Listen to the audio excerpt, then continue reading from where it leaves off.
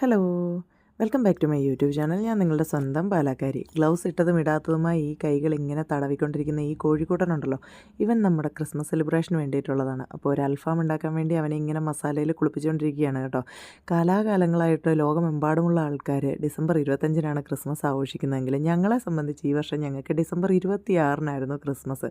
25-ാം തീയതി എല്ലാവർക്കും ഡ്യൂട്ടിയൊക്കെ ആയിരുന്നത് കൊണ്ട് ഞങ്ങൾ 26-ാം തീയതി സെലിബ്രേറ്റ് ചെയ്യാമെന്ന് വിചാരിച്ചു.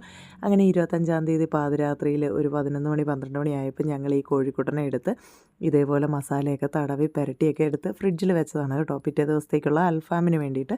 അതുപോലെ കുറച്ച് സംഭവങ്ങളൊക്കെ ഞങ്ങൾ റെഡിയാക്കി വെച്ചിട്ടുണ്ടായിരുന്നു. മീൻകറിയും കാര്യങ്ങളൊക്കെ ഞങ്ങൾ പാതിരാത്രി തന്നെ കുക്ക് ചെയ്ത് വെച്ചു. കാരണം രാവിലെ എഴുന്നേറ്റ് കഴിയുമ്പോൾ നമുക്കെല്ലാം കൂടെ ഒന്നിച്ച് നടക്കത്തില്ല എന്നൊക്കെ മനസ്സിലായതുകൊണ്ട് അങ്ങനെ ഞങ്ങളും ഞങ്ങളുടേതായ രീതിയിൽ ക്രിസ്മസ് അങ്ങ് അടിപൊളിയാക്കി കേട്ടോ. ഞങ്ങൾ പ്ലാൻ ചെയ്തതിനേക്കാളും അപ്പുറത്തുള്ളൊരു ഫണ്ണും ഒരു 2-2.5 മാസത്തെ ഞങ്ങളുടെ ആ ഒരു നാട്ടിൽ നിന്നും വീട്ടിൽ നിന്നുമൊക്കെ മാറി നിന്ന ആ ഒരു സങ്കടങ്ങളും ഒക്കെ മാറി നാട്ടിലെ ആ ഒരു ഫുഡും കാര്യങ്ങളും ഒക്കെ ആയിട്ട് ഞങ്ങൾ ഞങ്ങളുടെ ക്രിസ്മസ് അടിച്ചു പൊളിച്ചു. അപ്പോൾ ക്രിസ്മസിൻ്റെ അന്ന് രാവിലെ തന്നെ നമ്മുടെ ആ ഒരു പതിവ് പോലെ കട്ടൻ കാപ്പിയായിട്ടാണ് കേട്ടോ ഞങ്ങൾ ആരംഭിച്ചത്. ഒരു നല്ല കട്ടൻ കാപ്പിയൊക്കെ ഇട്ട് ഞങ്ങളെല്ലാവരും ഇരുന്ന കട്ടൻ കാപ്പിയൊക്കെ കുടിച്ച് കഴിഞ്ഞ് ഞങ്ങൾ പിന്നെ ഞങ്ങളുടെ പാചകത്തിലേക്ക് കടന്നു. അപ്പോൾ ഞങ്ങളുടെ ഒരു മെനു എന്ന് പറയുന്നത് രാവിലെ കപ്പയും മീൻകറിയായിരുന്നു, ഉച്ചയ്ക്ക് അപ്പവും പോർക്ക് കറിയായിരുന്നു, വൈകിട്ട് പൊറോട്ടയും അൽഫാമും. അങ്ങനെയായിരുന്നു ഞങ്ങൾ സെറ്റ് ചെയ്തിരുന്നത്. അപ്പോൾ അപ്പത്തിനുള്ള മാവൊക്കെ നല്ല അടിപൊളിയായിട്ട് പുളിച്ച് പൊങ്ങിയൊക്കെ ഇരിപ്പുണ്ടായിരുന്നു. കപ്പ ഞങ്ങൾ ഇതേപോലെ ഞുറുക്കി കിട്ടിയ കപ്പയാണ് കേട്ടോ വാങ്ങിച്ചത്. അപ്പോൾ അത് അടുപ്പയിൽ വെച്ചിട്ടുണ്ട്. ഞങ്ങൾ എന്നിട്ട് അതിനുള്ള ബാക്കി അനിതാരി സാധനങ്ങളൊക്കെ റെഡിയാക്കുകയാണ്. സവോളയും, കപ്പയ്ക്ക് സവോള വേണ്ട, പച്ചമുളക്, ഇഞ്ചി, വെളുത്തുള്ളി അങ്ങനെയൊക്കെയുള്ള സാധനങ്ങളൊക്കെ, പിന്നെ പോർക്ക് കറിക്ക് വേണ്ട സവോള, അങ്ങനെയുള്ള കാര്യങ്ങളെല്ലാം ഞങ്ങളിങ്ങനെ റെഡിയാക്കിക്കൊണ്ടിരിക്കുകയായിരുന്നു. അപ്പം ഇങ്ങനെയുള്ള എന്തെങ്കിലും ഒരു കാര്യത്തിൽ ഒരു സെലിബ്രേഷൻ വരുമ്പോഴത്തേക്കിനും ഞങ്ങളുടെ പാചകത്തേക്കാളേറെ ഞങ്ങൾക്ക് അവിടെ വാചകമാണ് നടക്കാറുള്ളത്. നല്ലൊരു ഫണ്ണായിരിക്കും. പിന്നെ ഞങ്ങളിങ്ങനെ പാട്ട് വെച്ചിട്ടാണ് ഞങ്ങളുടെ കുക്കിങ്ങും കാര്യങ്ങളും ഒക്കെ നടത്താറ്. അപ്പോൾ ഈ ബാക്ക്ഗ്രൗണ്ടിൽ പാട്ടുള്ളത് കൊണ്ടാണ് കേട്ടോ ഞങ്ങൾ ആ ഒരു ഓഡിയോ കട്ട് ചെയ്തിട്ട് ഞാനിങ്ങനെ വോയിസ് ഓവർ കൊടുക്കുന്നത്. ശരിക്കും ആ ഒരു ഓഡിയോ തന്നെയാണ് ഈ വീഡിയോയുടെ ഹൈലൈറ്റ്. പക്ഷേ കോപ്പിറൈറ്റ് കിട്ടും എന്നുള്ളത് കൊണ്ട് ഞാൻ ആ ഓഡിയോ ഒക്കെ കട്ട് ചെയ്തതാണ്. അപ്പോൾ ഞങ്ങളിങ്ങനെ കട്ടൻ കാപ്പിയൊക്കെ കുടിച്ച് അതിനിടയിൽ ഇങ്ങനെ കത്തിയൊക്കെ വെച്ച് ഭയങ്കരമായിട്ട് കളിച്ച് ചിരിച്ചൊക്കെ നിൽക്കുകയാണ്. ഇത് പോർക്ക് കറിക്കുള്ള ആ ഒരു സവോളയാണ് വഴറ്റിക്കൊണ്ടിരിക്കുന്നത്.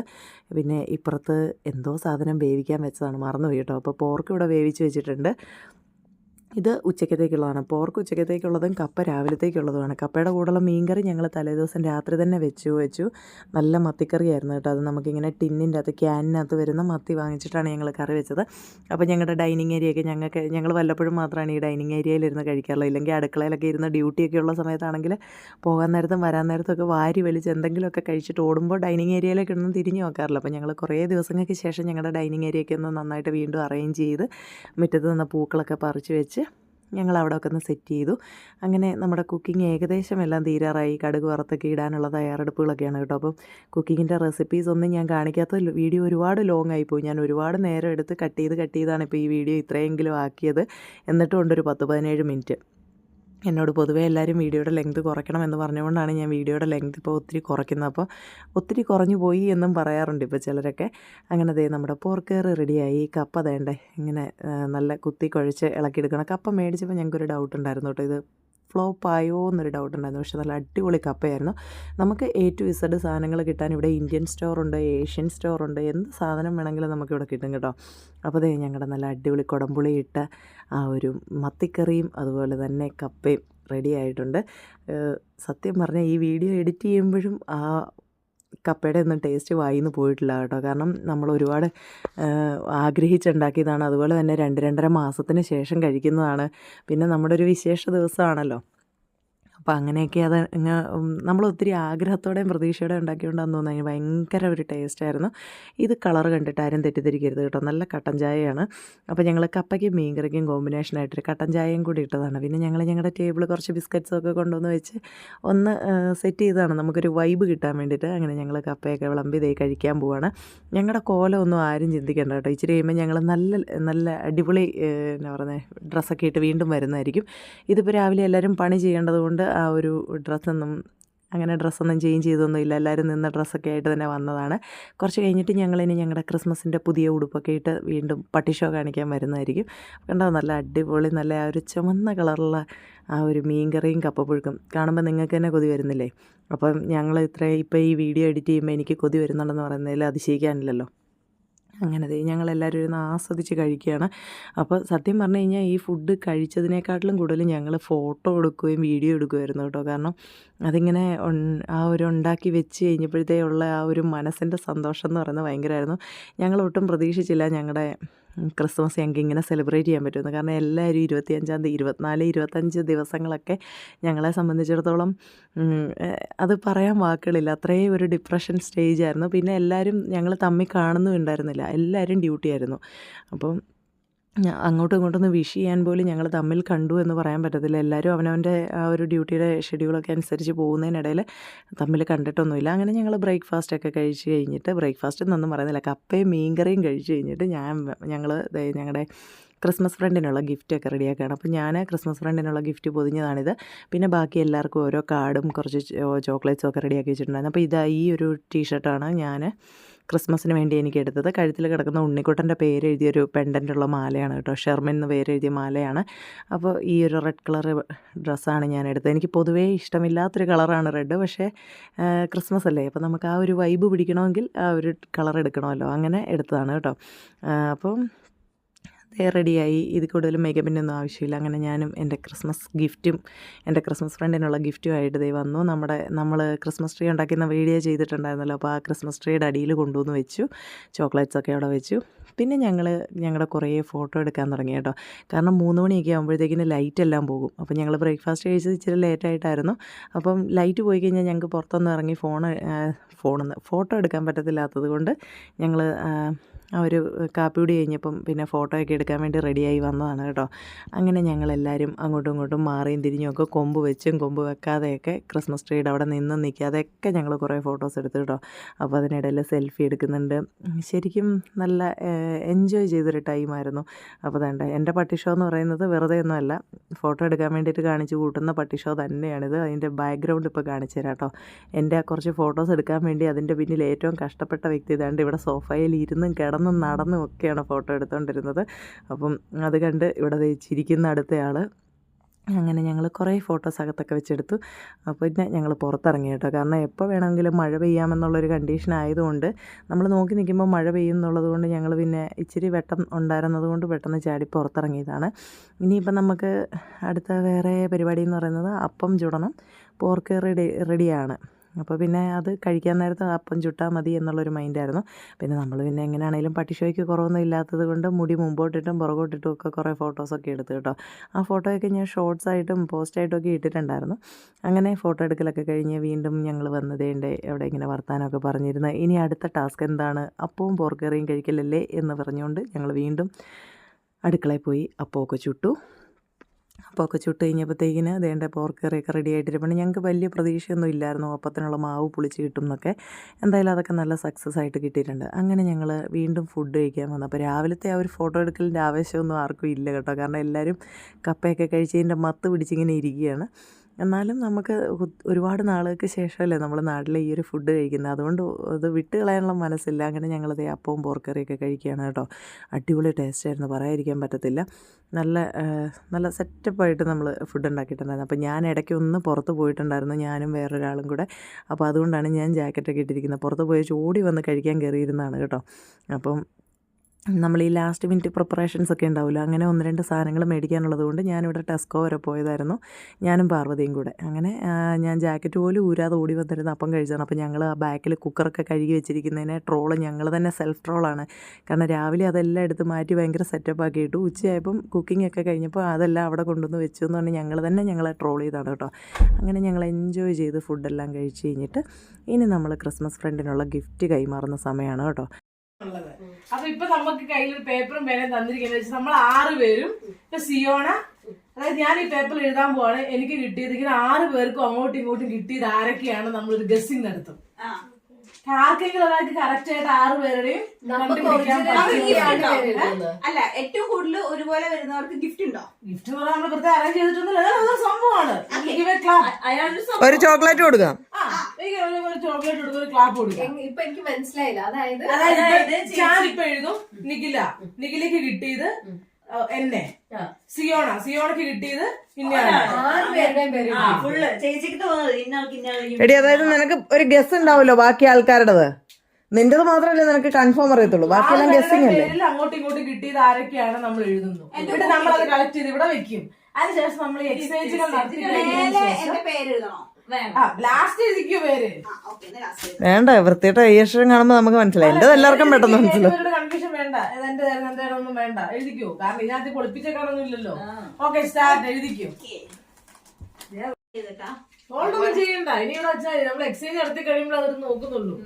പിന്നെന്ന് പറയുന്ന എന്താ അണ്ടർസ്റ്റാൻഡ് ഓരോരുത്തരെയും കുറിച്ച് കുറച്ചൊരു ധാരണ ഉണ്ട്. എല്ലാവരെയും കുറിച്ചും കുറെ കാര്യങ്ങൾ അറിയാം. മീൻസ് എല്ലാവരെയും നന്നായി ഒബ്സർവ് ചെയ്യുന്ന ഒരാളാണ്. എല്ലാവരെയും കുറിച്ചും എന്ന് വെച്ചാൽ ഫുൾ അറിയത്തില്ല എന്നുണ്ടെങ്കിൽ ഒരു 20-30% വേണ്ട 50% ഇതും ഈച്ച് ആൻഡ് എവരി വണ്ണിനെ കുറിച്ചും അറിയാം. പിന്നെന്ന് പറഞ്ഞു കഴിഞ്ഞാല് എല്ലാവരോടും എല്ലാം ഒന്നും ഓപ്പൺ ആവുന്ന ആളൊന്നുമല്ല. ഭയങ്കരമായിട്ടൊരു ട്രസ്റ്റ് വന്നു കഴിഞ്ഞാൽ മാത്രമായിരിക്കും എന്തെങ്കിലും ഒരു കാര്യം തുറന്നു പറയത്തുള്ളൂ. പിന്നെ ഇവരെ കുറിച്ച് എന്താ പറയാൻ പറ്റുന്നേ? പിന്നെ മനസ്സിലാക്കിയിട്ടുണ്ടാവും അയാളെ പറ്റി. ഞാനതല്ലേ ഇപ്പൊ ആലോചിക്കണേ. എനിക്ക് നിഖിലേക്ക് കിട്ടിയെന്ന് പറയുന്ന ഒരു ഗസ്സില്ലേ, ആ ഗസ് തെറ്റിപ്പോയോന്ന്. എന്താണെന്നറിയോ, എല്ലാവർക്കും എന്റെ ഫ്രണ്ടിന് എല്ലാരും കണ്ടുപിടിച്ചു വന്നിരുന്നുണ്ടല്ലോ. അപ്പൊ പിന്നെ ഞാൻ പറയുമ്പോ നിങ്ങൾ ഇങ്ങനെ പറഞ്ഞു ബോറായി പോയില്ലേ, പെട്ടെന്ന് കണ്ടുപിടിച്ച രസമില്ലല്ലോ. അപ്പൊ ഇങ്ങനെ വരുമ്പോ ടോട്ടൽ ഒരു കൺഫ്യൂഷൻ ആയിട്ട് ആരാ എന്താണെന്ന് മനസ്സിലാവത്തില്ലല്ലോ. പിന്നെ അയാളെ കുറിച്ച് പറയാനുള്ളത് എന്ന് പറഞ്ഞാൽ അത്യാവശ്യം ഞാനാണെങ്കിലോ ആലോചിച്ചിട്ട് ഹെൽപ്പിംഗ് മെന്റാലിറ്റി ഉള്ള ഒരാളാണ്. ഹെൽപ്പ് ചെയ്യും, കൺസിഡറേഷൻ ഉണ്ട്.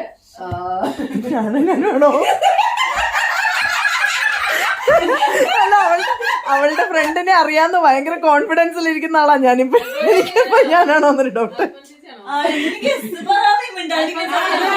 അല്ലല്ല, ചേച്ചി ഇത് പറഞ്ഞു കഴിഞ്ഞോ? ഇനി എന്നാ പറയുന്നത്? ഇത്രയും പോരെ? മതി. പറയൂ ആരാന്ന്. ക്ലൂ വെച്ചിട്ടുള്ളതല്ലേ പറയുന്നത് നമ്മളിപ്പം. ഇപ്പൊ ഇതൊക്കെ മറക്കാതെ ഞാൻ അയാളെ കുറിച്ച് മനസ്സിലാക്കി വെച്ചിരിക്കുന്ന കാര്യങ്ങൾ. എനിക്ക് ഞാനാണെന്ന് തോന്നുന്നു. അടുത്ത ആള് പറയൂ. അവരെല്ലാം പറഞ്ഞു കഴിഞ്ഞിട്ട് ഞാൻ പറയാം. പറയുള്ളൂ. അതാ പറഞ്ഞേ, അവരെല്ലാം പറഞ്ഞിട്ട് ഞാൻ പറയാം. കാരണം നീ എന്നോട് ആദ്യമായിട്ട് തോന്നി. എനിക്ക് ഞാനായിട്ട് തോന്നി. പറയണ്ട, ഗിഫ്റ്റ് കൊടുത്തോട്ടെ. റിനുവായോ? എനിക്കറിയായിരുന്നു.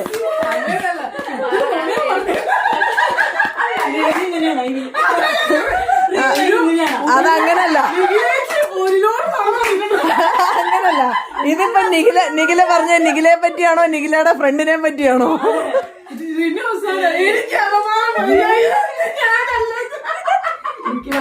അവിടെ കാല് തൊട്ട് തൊഴാൻ പോവാണോ? അപ്പൊ ഇനി കാര്യങ്ങളൊക്കെ ഉള്ളതാണ്.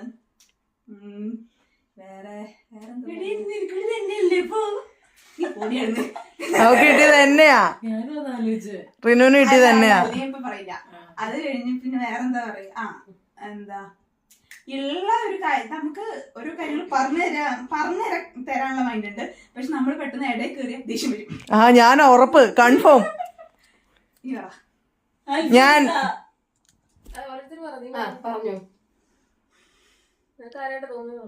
എടി ഞാനാടി, നിന്റെ ഗസ് തെറ്റിപ്പോയി. കേക്ക്, ഞാൻ എന്റെ ഗസ് ആതിര. എനിക്ക് തോന്നുന്നു സിയോണ. നിനക്കൊന്ന് സിയോണ, എനിക്ക് തോന്നുന്ന ഞാനാണ്. അൽഫോൺസ് ചേച്ചി. ഗിഫ്റ്റ് കൊടുത്തു. ഓക്കെ, ഞാൻ ഏക്കണോ ഒരു 5 മിനിറ്റ് മുന്നേ പറയണോ?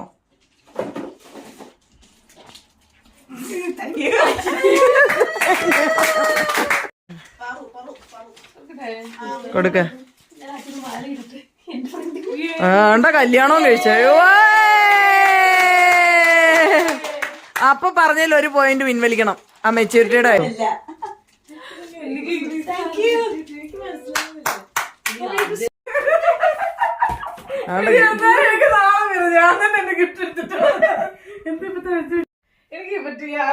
പറയാൻ പാടില്ല. ഇവിടെ വേറെ ആരാണെങ്കിലും എന്തെങ്കിലും ഒരു ക്ലൂസ് ഉണ്ട് പറയാൻ.